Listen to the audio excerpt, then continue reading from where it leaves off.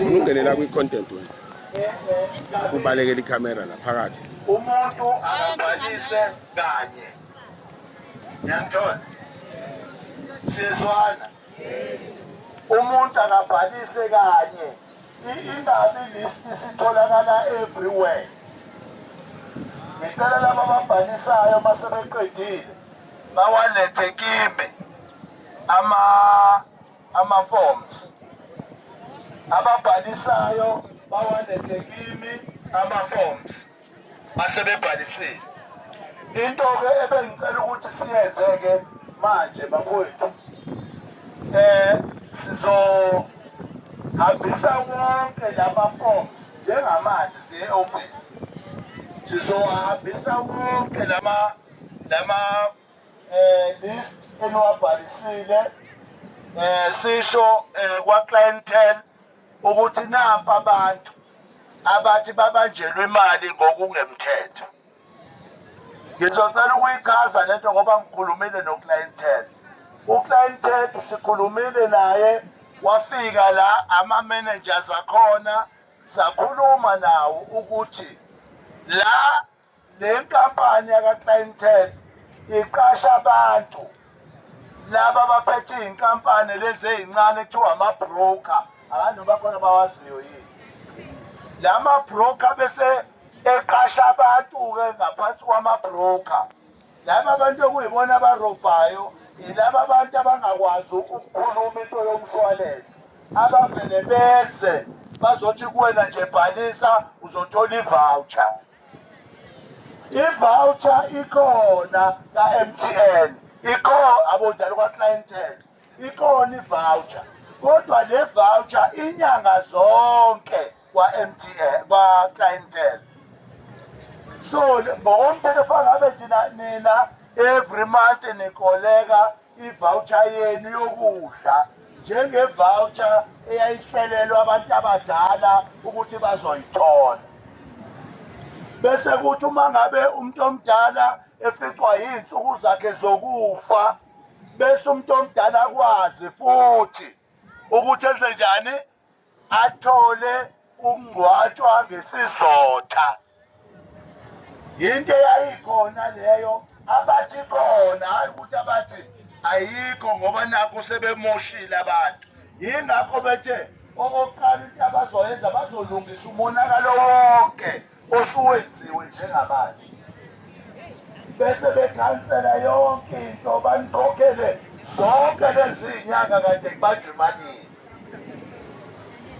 Bese-ke nazi ukuthi lento ikhona hayi ukuthi ayikho. Ama-ofisi abo futhi azoba khona la khona abantu bezolanda khona njalo uma kuphele nje inyanga sekuholiwe balande khona ama-voucher abo. Asihlangene-ke nalokho kakhulu kodwa sihlangene nokuthi akuyona into engekho emthethweni le kodwa abayenzile yigebengu. Yigebengu ngoba nami ngibatshelile ukuthi laba bantu bathi ene bona bakaze nje akuzwanga nanokuthi uma ngabe ushona-ke uyakuphi liphi i-ofisi. So-ke lezo zinto-ke bafowethu sizoyilungisa sithe konke ake siqale silungise umonakalo kuqala kuyila-ke niqhubeka-ke ney'nto zenu seniye ebantwini seni-understanda ukuthi nanithi nenzani ngale insurance. So-ke sizocela-ke ukuthi sixhumaneni-ke njengoba angifuni ukunihlalisa kakhulu ngoba ngiyazi ukuthi asinayo into esoninikeza yona edliwayo. Kodwa-ke wonke laba bantu njengoba nihlezi nonke nibangaka nje into yethu ukuthi sizonilungisela umonakalo. Kunabanye-ke imishwalense eqhamukayo la njengoba sihlezi nayo futhi ebamba imali yabantu. Abanye ogogo nje naba beseza nabo. Kusho ukuthi-ke angazi siyohlala kuze kube isikhathi sini ngoba belokhu beqhamukile nje naba ngiyababona nje bese. Yebo futhi banabo ngibabona nje bese ukuthi nabo babanjelwe imali. But-ke iyabuya-ke imali yenitikisani phela ukuthi imali yabuya.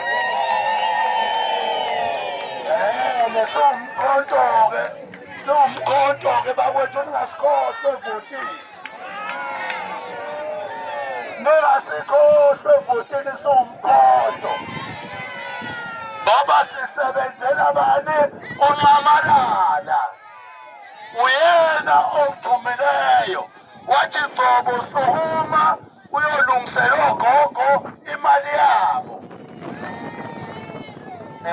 So-ke njengoba silana-ke ilokho nje bafowethu engikushoyo engithi kunina bonke kuzohamba kahle. Ngizocela ukuthi nithathe nenamba yami-ke. Ithatheni-ke inamba yami ngoba phela mina ngifuna ukuthi uma senilungiselwa izinto abanye basho bathi ndodana eyami ilungile. Eyami ilungile sifuna nisho njalo manje. Eyami ilungile ngiyitholile imali.